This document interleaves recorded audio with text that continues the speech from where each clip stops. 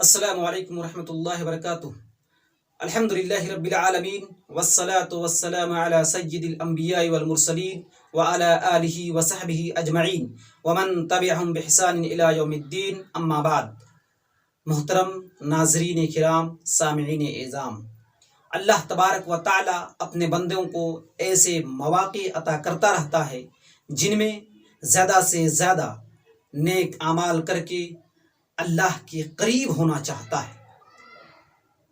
جیسا کہ رمضان مبارک کا مہینہ گزرا، اس کے فوراً بعد شوال کے 6 روزے ہمارے سامنے آئے، پھر اس کے بعد حج اور قربانی جیسے عظیم عبادت ہمارے سامنے آ کر کے چلے گئے، اور اس کے بعد ایک بہترین موسم آیا، وہ محرم الحرام کا مہینہ ہے۔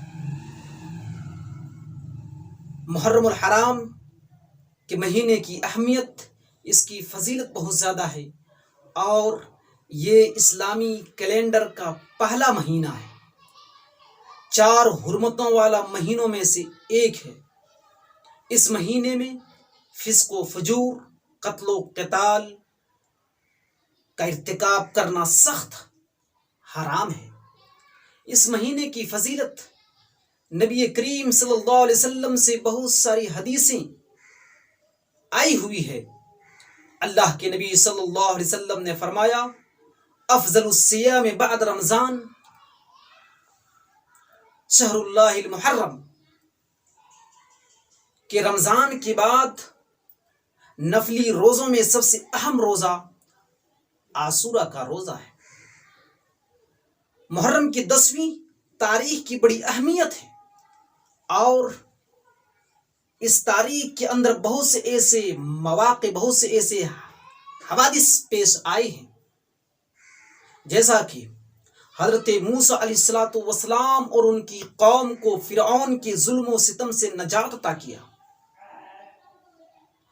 حضرت موسیٰ علیہ السلام اور ان کی قوم نے شکرانے کے طور پر عاشورہ کا روزہ رکھے، اور اہل کتاب یہود و نصارہ بھی اس روزے کا اہتمام کرتے تھے، یہاں تک کہ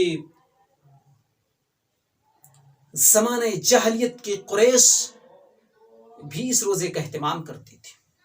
اللہ کے نبی صلی اللہ علیہ وسلم مکہ مکرمہ سے ہجرت کر کے جب آپ مدینہ منورہ تشریف لائے، آپ نے اہل کتاب کو، یہود و نصارہ کو، اس مہینے میں محرم کی 10ویں تاریخ کو روزہ رکھتے ہوئے دیکھا، تو آپ نے سبب دریافت کیا۔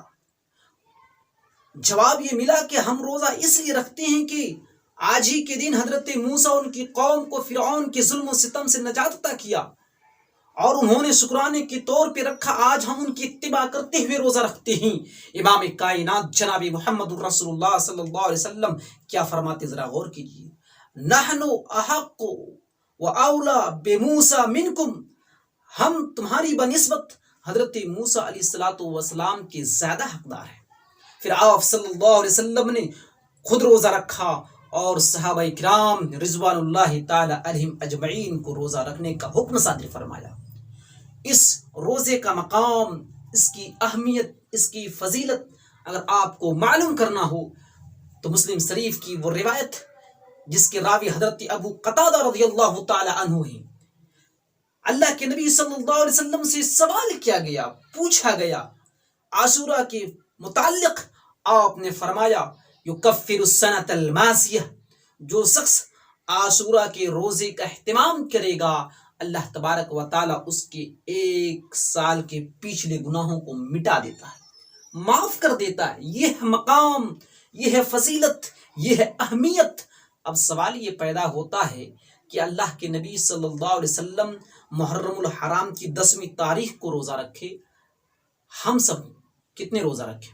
اس سوال کا جواب یہ ہے کہ 10 کے ساتھ ساتھ 9 کو بھی ہم روزہ رکھیں۔ کیوں؟ اس لیے کہ اللہ کے نبی صلی اللہ علیہ وسلم کو جب یہ معلوم ہوا کہ اہل کتاب یہود و نصارہ بھی 10ویں محرم کو روزہ رکھتے ہیں، آپ نے فرمایا، لئن بقیت الی قابل، اگر میں آئندہ سال زندہ رہا تو ضرور میں 9ویں تاریخ کو روزہ رکھوں گا۔ یہ خواہش ظاہر کی، لیکن اس سال آنے سے پہلے ہی آپ اس دنیا سے چلے گئے۔ تو معزز ناظرین کرام، کہنے کا مطلب یہ ہے کہ آپ 10 کے ساتھ ساتھ 9 کو بھی روزہ رکھیں، عاشورہ کا 2 روزہ رکھیں گے، اللہ تبارک و تعالی ہمارے 1 سال کے پچھلے گناہ کو معاف فرما دیتا ہے۔ وآخر دعوانا الحمدللہ رب العالمین، والسلام علیکم ورحمۃ اللہ وبرکاتہ۔